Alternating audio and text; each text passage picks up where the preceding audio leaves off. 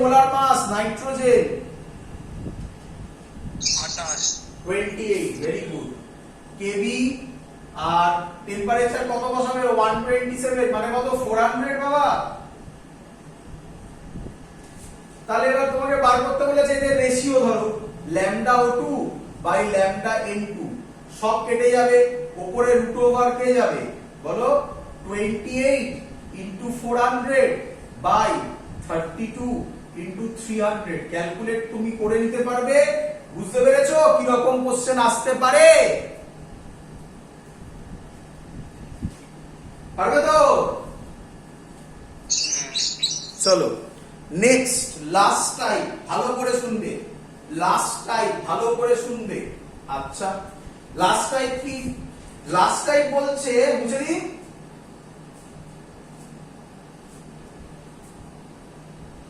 মুছে দিন হয়েছে লেখা চলো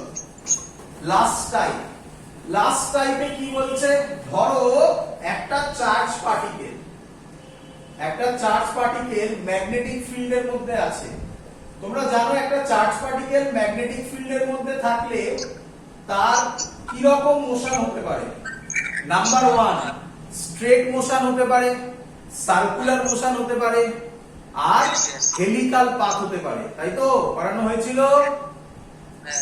আচ্ছা আমি বললাম এখানে চার্জ পার্টিকেলটা 90 ডিগ্রিতে আছে 90 ডিগ্রি হলে কি মোশন করবে সার্কুলার পাথ এরকম সার্কুলার পাথ করলো তার রেডিয়াস কত r ধরে নাও তার রেডিয়াস r তখন বলল এর ডি ব্রগলি ওয়েভলেন্থ কত হবে দেখো কিভাবে করব আচ্ছা তোমাদের আশা করি মনে আছে ম্যাগনেটিক ফিল্ডে ফোর্স কত QVD sin theta is equal to এটাই সার্কুলার পাথ করছে মানে কি force centripetal force mv square by r এর সাথে ইকুয়াল হবে তাই না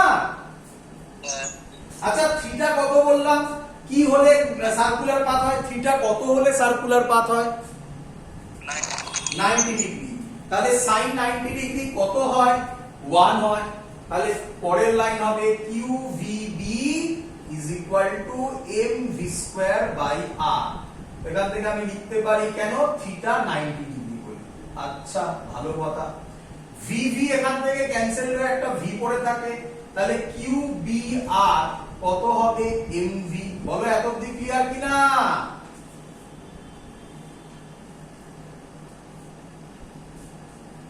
ক্লিয়ার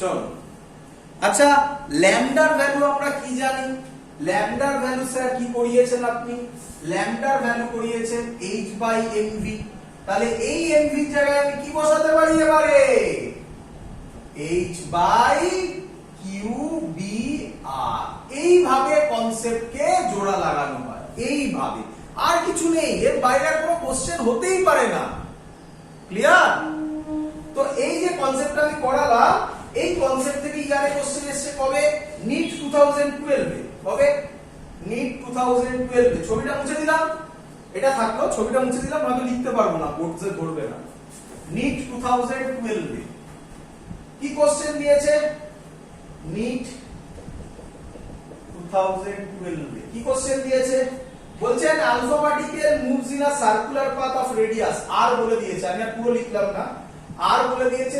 0.83 সেন্টিমিটার আচ্ছা in the presence of a magnetic field ও বলে দিয়েছে কত 0.25 ওয়েবার পার মিটার স্কয়ার মানে কি টেসলা মানে এসআই তে আছে আচ্ছা আর কি বলে দিয়েছে আর কিছু বলেনি বলেছে ল্যামডা কত হবে বার করো কোশ্চেন মার্ক সার্কুলার পাথ অঙ্ক সলভ পারবে করতে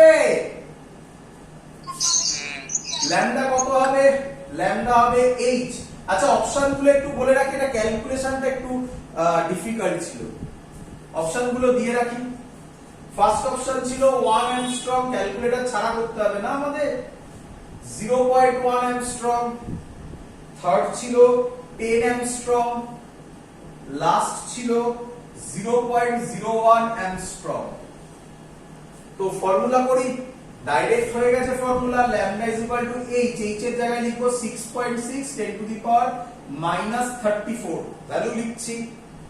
কিউ, কিউ মানে কি? চার্জ, তাই তো? আচ্ছা, কার বলেছে? আলফা পার্টিকেল, কার বলেছে? আলফা পার্টিকেল, লেখা হয় এখানে লিখলাম আলফা পার্টিকেল। আলফা পার্টিকেলের চার্জ কি? 2e হয়, 2 চার্জ অফ অ্যান ইলেকট্রন। তাহলে 2e এর জায়গায় বসাবো 1.6 10 টু দি পাওয়ার -19, ক্লিয়ার? ই হয়েছে। আচ্ছা, 2e, কিউ এর জায়গায় 2e বসালাম। বি বলে দিয়েছে কত? 0.25 বসালাম। আর আর কত বলেছে? আর বলেছে 0.83, কিন্তু সাবধান, সেন্টিমিটারে আছে, 10 টু দি পাওয়ার -2, ক্লিয়ার? এটাকে যদি তোমরা ক্যালকুলেট করো, করতে পারবে বাড়িতে? ক্যালকুলেট করো বাড়িতে, করলে অ্যানসার যেটা আসবে রাফলি 0.00994 10 টু দি পাওয়ার -10 অ্যামস্ট্রং। তার মানে কার কাছাকাছি? 0.01 অ্যামস্ট্রং এর কাছাকাছি, nearly equal to. Clear? Sir এই ক্যালকুলেশনটা করব কিভাবে? খুব তো কঠিন। চলো করে দিচ্ছি, এরকম ক্যালকুলেশন আমি আগেও অন্যান্য অঙ্কে অনেক করে দেখিয়েছি, চলো করে দিচ্ছি। চলো, তো কিভাবে ক্যালকুলেশন করব?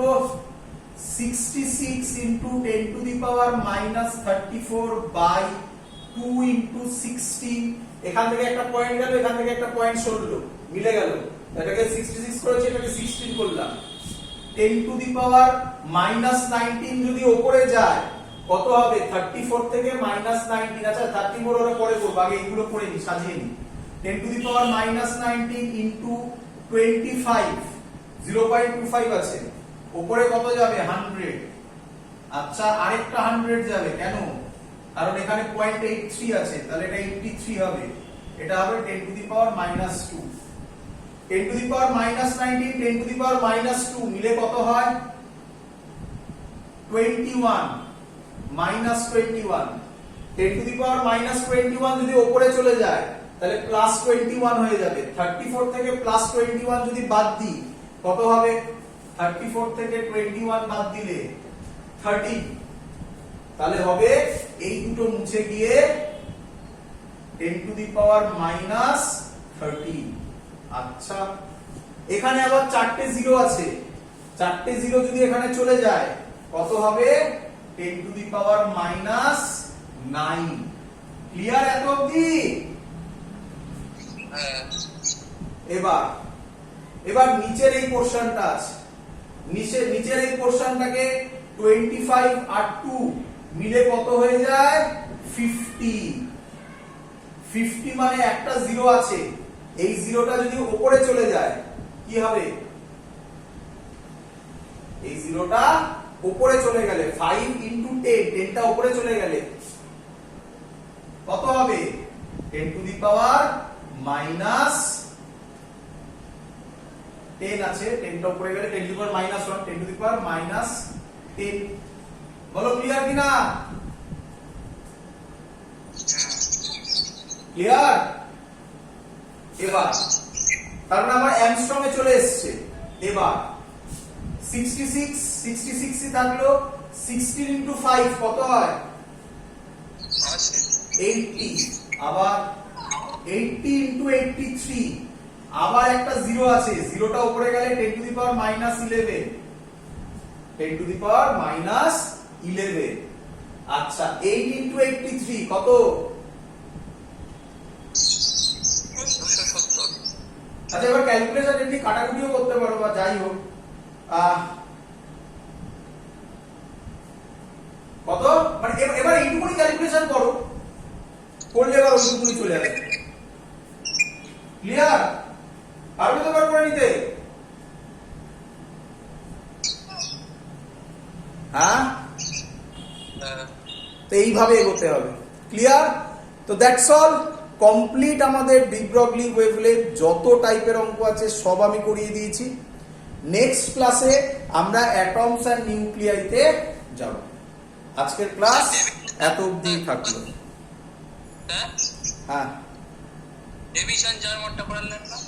না, ওখান থেকে এক্সট্রা কিছু এরকম কোশ্চেন আসবে না, যা বলেছি এর মধ্যে থেকেই আসবে। ক্লিয়ার? দ্যাটস অল, এত অব্দি থাকলো।